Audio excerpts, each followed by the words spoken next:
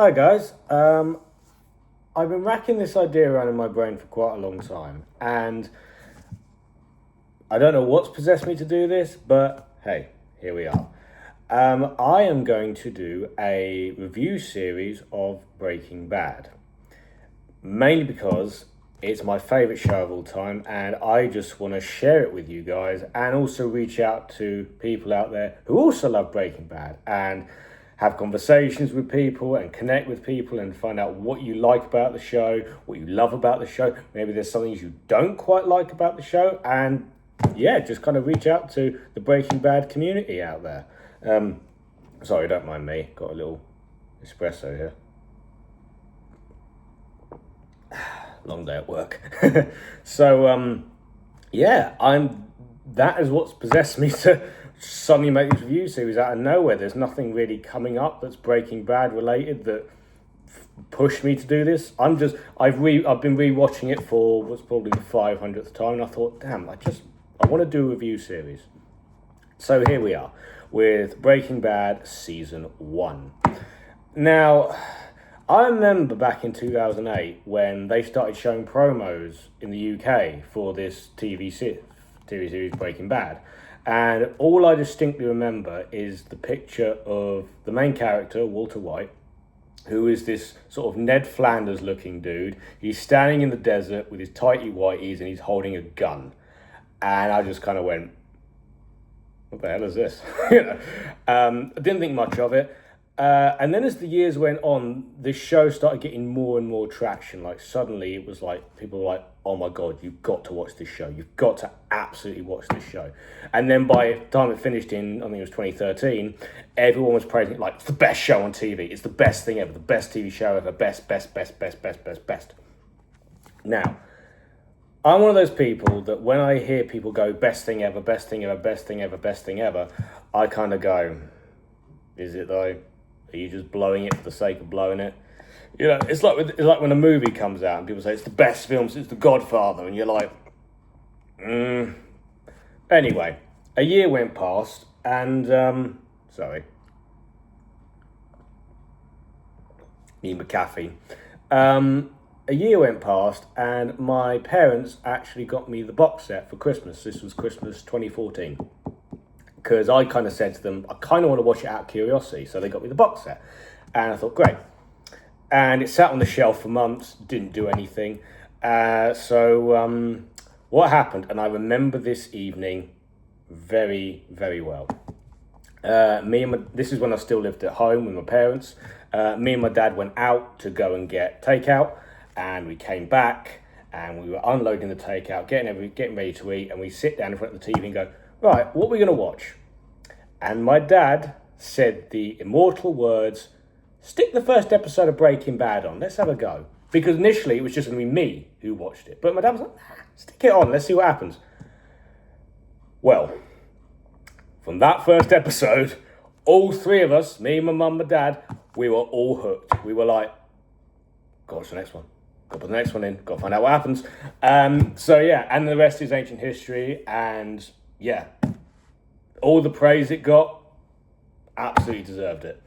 So yeah, so how do I describe this show in one sentence? Chemistry teacher who is diagnosed with cancer teams up with a former student to cook and sell crystal meth so he can make money for his family. That's the surface level of what's going on here. There's so much more to it than that. So let's crack into it, shall we? I've got my notes here. As I told you, notes. I'm getting better. I'm not just going into it like a bull in a china shop anymore. So let's start with the man himself, Walter White. And I love the fact that even his name is the most boring name ever, Walter White. And you're like, Played fantastically by Bryan Cranston. Now, I did find out that apparently the likes of John Cusack and Matthew Broderick were in the line to play Walter White. And then someone said, well, what about Bryan Cranston? And I think there was a lot of studio execs going, what, the guy from Malcolm in the Middle? He's a comedic actor. Why would he be doing this? But I always find, I don't know if you guys find this, if you take a predominantly comedic actor and stick him in a serious role, they usually knock it out of the park. It's very rare you have a straight actor and stick them in a comedy role and they do really well. I think the only exception to that is Leslie Nielsen from Airplane and Naked Gun. Because people forget, like, before, sorry, I've gone on a bit of a tangent here, but before Airplane and Naked Gun, Leslie Nielsen was a very serious, dramatic actor. And they thought, we can use that deadpan style to be really, really funny. And that's it. And now he's basically, his legacy is that he's one of the greatest comedic actors ever. But anyway, sorry, back to Bryan Cranston. So we have Walter White, Bryan Cranston, who, when we meet him in the show, you kind of see that he's a very mild-mannered guy, he's a very quiet guy. You can tell that he doesn't have a bad life, but he doesn't have a very fulfilling life. Like, he has a wife that loves him, he has a son that looks up to him, he has in-laws that clearly love him, but we'll get into those guys later. But you can just tell, like, he's an overqualified high school chemistry teacher. I mean, they even show you, like, near the beginning, that he's looking at a plaque that says that he contributed to, like, research that was awarded the Nobel Prize. You're like, oh, so this guy's, like, really intelligent. And then it suddenly cuts to him as a high school teacher, and you're like, this guy's, like, this level of intelligence, and he's teaching high school kids? And then, to make matters worse, you then see him at his second job, where he's washing cars at a car wash. And you're like, what? This guy can't make ends meet on just one job. He has to work two jobs. And you go, oh, man. But yeah, yeah, that's basically his life. They do their utmost best to make you feel really sorry for this guy and make you kind of go, oh, man, you know, this guy never reached his full potential.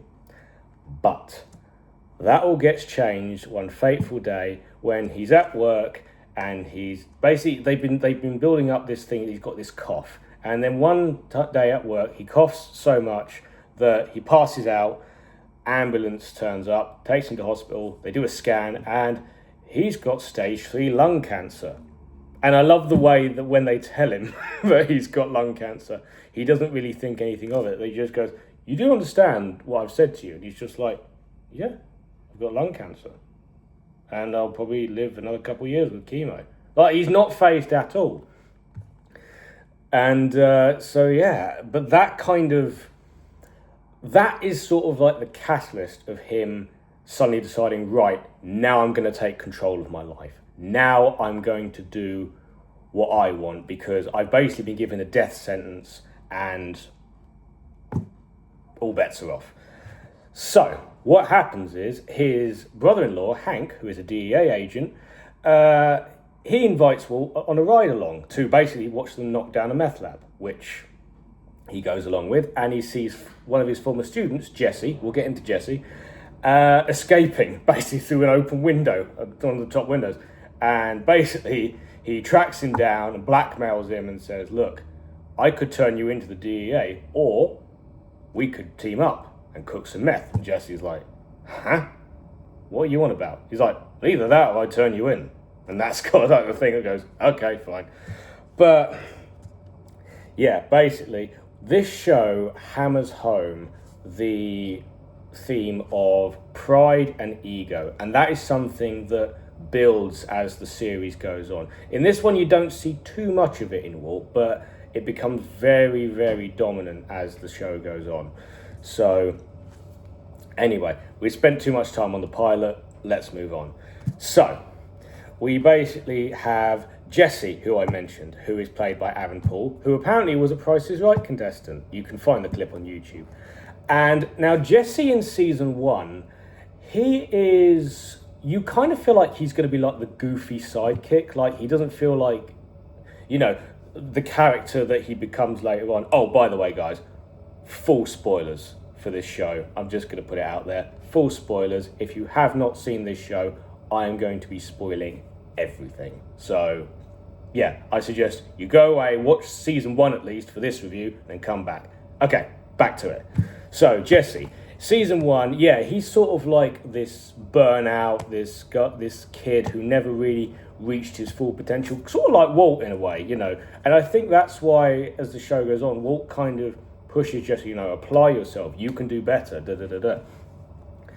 But yeah, I mean, you know, he's definitely one of those characters who's a bit of a dumbass, particularly in this season, where, I mean, he just makes so many mistakes, and Walt is kind of the one, he's the one cooking the meth, whereas Jesse's the one kind of, you know, having to, you know, be the dealer on the street, but he's also kind of, you know, he's still a kid, he's still a fuck up, but hey, what are we going to do?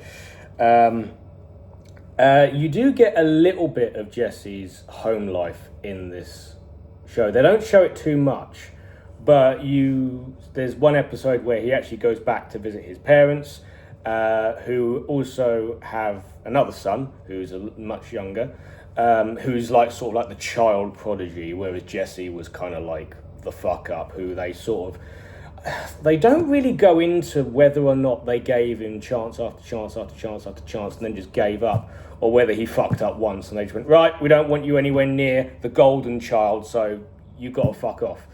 And they never really explain that, and that's what I like about this show.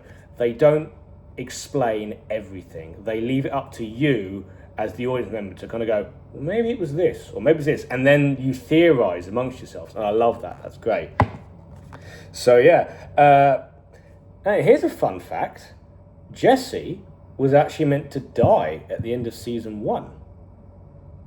It's mental to think about it. If those of us who have watched the show think to yourself, Breaking Bad without Jesse, I don't know, maybe he was the one who was meant to be beaten to death at the end of the first season, and then Walt's just on his own like, okay, what do I do now? But yeah, funny thing to think about. Okay, so this is how I'm going to structure my reviews, by the way. I'm not going to do a episode by episode by episode recap, because that's pointless. I'm going to try and give you the opener of the season and then go through the characters and, you know, give the how they progress, how their motivations change and how they develop, and then I'll tail it off with how the season ends. So rather than go through episode by episode by episode, because that's pointless, because that's not a review, that's a recap. So now we move on to Skyler.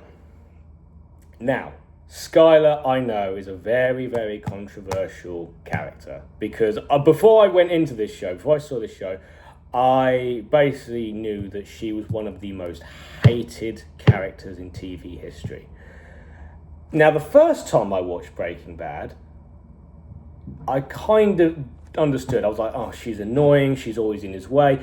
Walt is our protagonist, he's our main character, he's doing sketchy shit, but he's still our protagonist, so we're still rooting for him, and she's just kind of always nagging him, always in his way, always putting up blockades of just basically being annoying. So I did get it. Upon rewatch, I sympathised with her a lot more, and I enjoyed her more as a character, and I understood more of her motivations the more I rewatched it. But yeah, she is very much, she's basically, this whole season, she's pregnant with their daughter,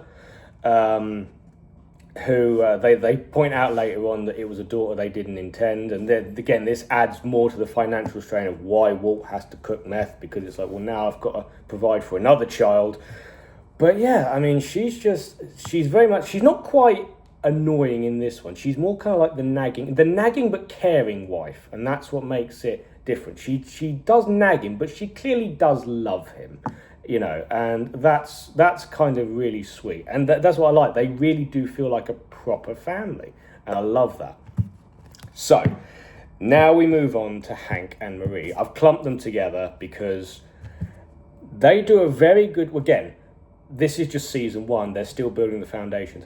But Hank is Walt's brother-in-law, who I mentioned earlier, who is a DEA agent, and he is clearly the alpha male of the two. He's a DEA agent, he's a law enforcement officer, he kind of shows up at Walt's birthday party and basically steals the spotlight, and basically swinging his gun around and saying how we've just knocked down another meth lab, and, you know, he's like, Walt, we love you, buddy, you got a brain the size of Wisconsin, and he's clearly the, you know, the more macho, the more masculine of the two, and he knows it. And this is something that plays into it as the series goes on. So, And then we've got Marie, who is Skylar's sister, who is, again, she feels very one note. But, again, they expand on their characters the more it goes on. And again, I know I'm reiterating that, but season 1 is one of those ones where you think, where are they going with these characters? And trust me, by season 2, you get more of a picture. But Marie, she's Skylar's sister. In this one, she's a bit annoying. She's a kleptomaniac. She likes to steal things. She finds out she stole a tiara for Skylar and for the baby. And it's like, okay. I'm like, you do know that your husband is technically a law enforcement officer, and then you find out that, oh, Hank knows about it, and he's just kind of letting her, just on the slide, just kind of letting her get away with it. And he's like, oh, but she's seeing a therapist, it's fine. Anyway, but again, she's expanded more. So, what I love about this one is Walt and Jesse have to kind of learn the meth business. They sort of learn what you can and can't do. I mean, in the first episode, Walt kills someone. You know, he has to kill someone. They basically hold him at gunpoint. You're like, you're the one who cooked this meth. And he's like, yeah. And then they basically hold him at gunpoint and force him to show them the method.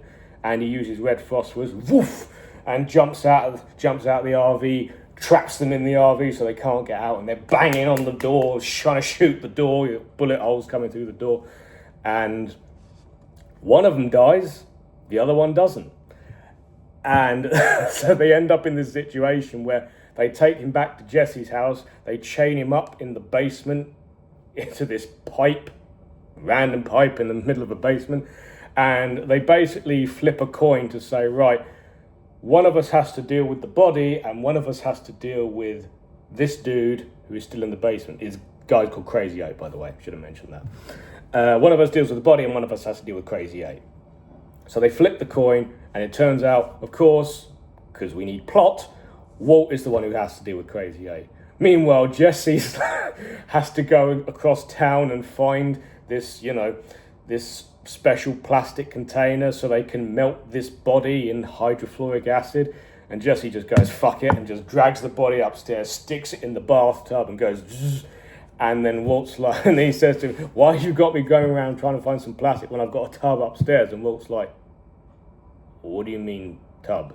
And then they go out into the hallway and they see it dripping through the ceiling, and then this explosion of gore just comes through the ceiling. And this is what I mean about the dark comedy aspect, where all these guts just fall through the ceiling, and Walt just turns to me and goes,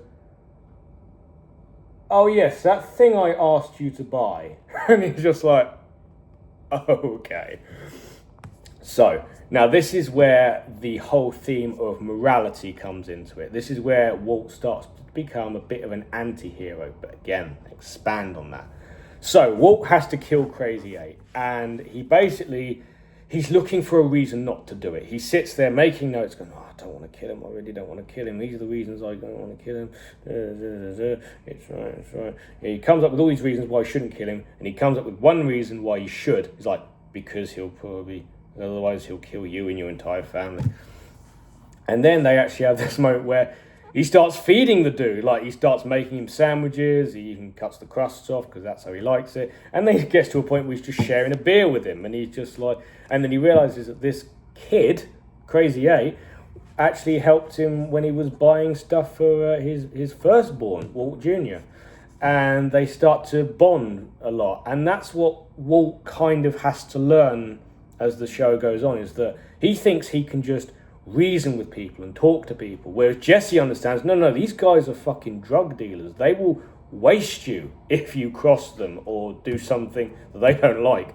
But Walt's sitting there and he's connecting with him, and he goes, and he realizes this is a human being, I can't fucking kill him. So he goes up to get the key for the bike lock, and then he realizes that the plate that he dropped earlier has a piece missing, and he realizes, oh my God.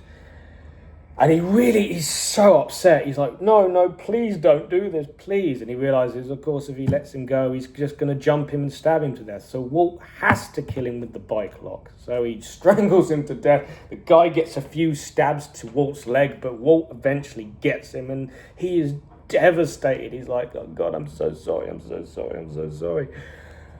But yeah, it is a really, that's where you get a sense of, oh, they're doing this. This is the kind of direction they're going to take Walt in.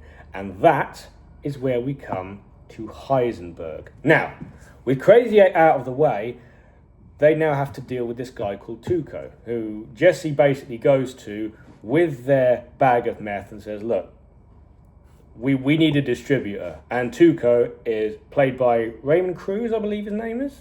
Yeah, he's a great actor. But this guy is fucking unhinged. He's snorting meth off a knife. He's just clinically insane.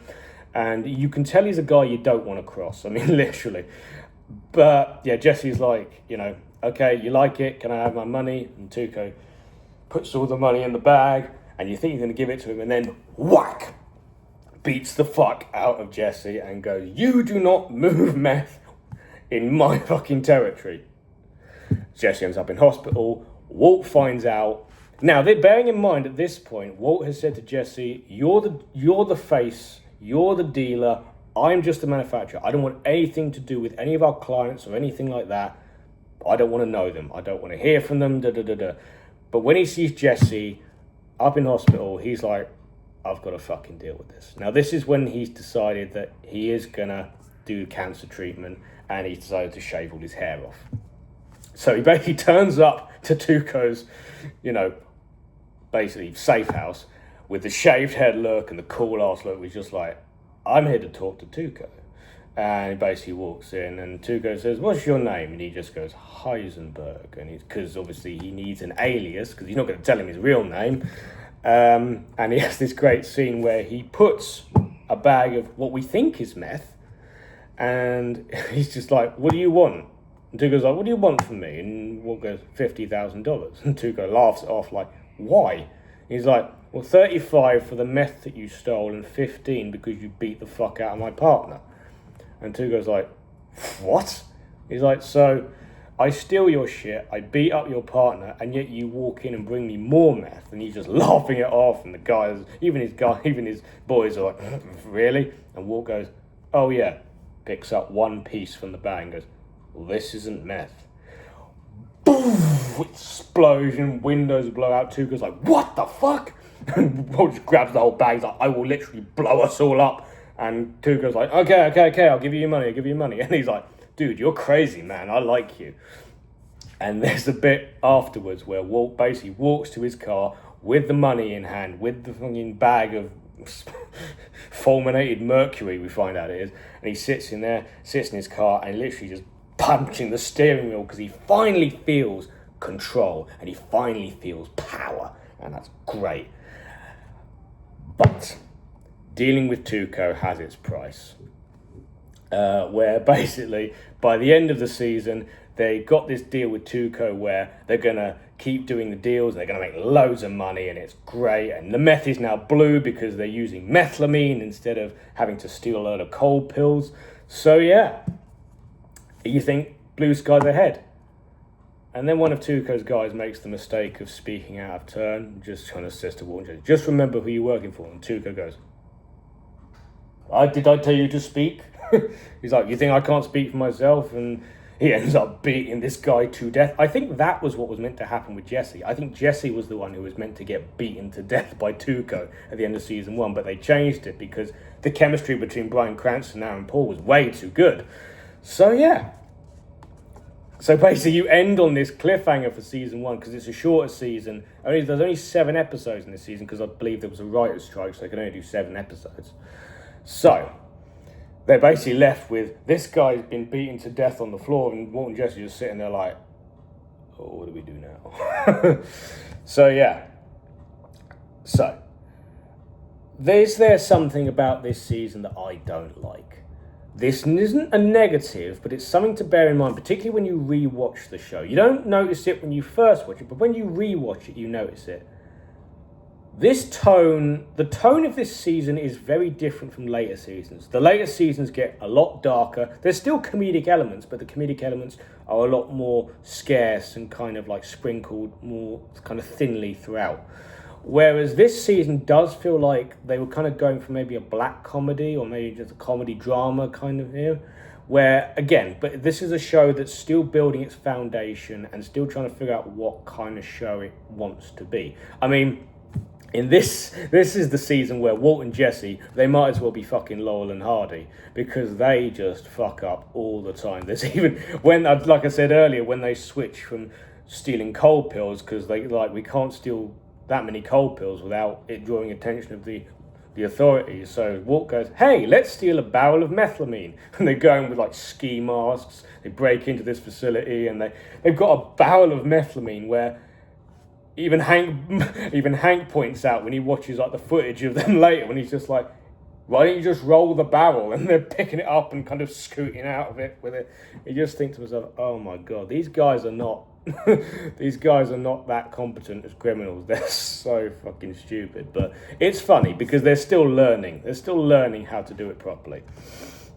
So yeah, it is. It's still very much a show that's finding its feet. It does get a lot darker as the show goes on, but I think to start off with, it needs to have this not light-hearted tone, but kind of like slowly build as it goes on.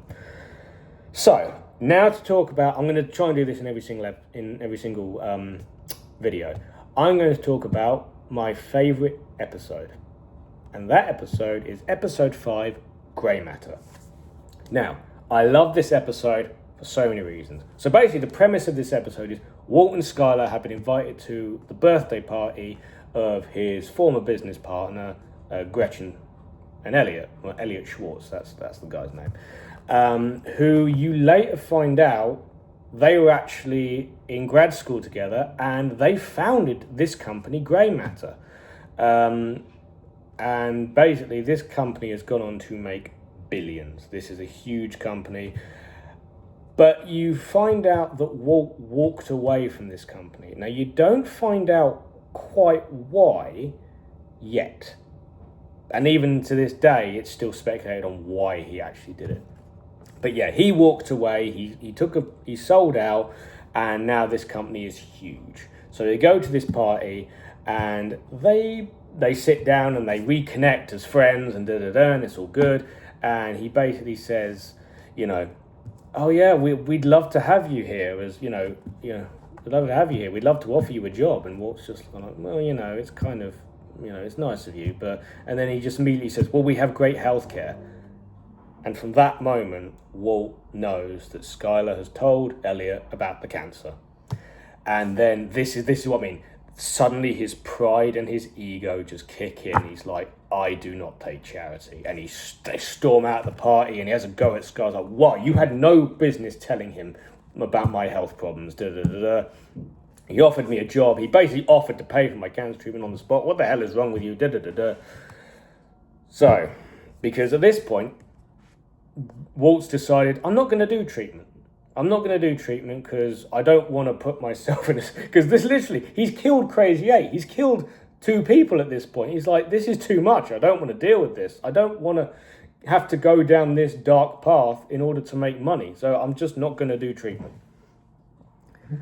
Which leads me to my favourite scene in this season. And that is the intervention scene, where they all sit down with Walt and they basically air out why they think he should do treatment. Now, this scene is great for so many reasons, because it gets you a real insight into all of these characters' heads and how they view Walt.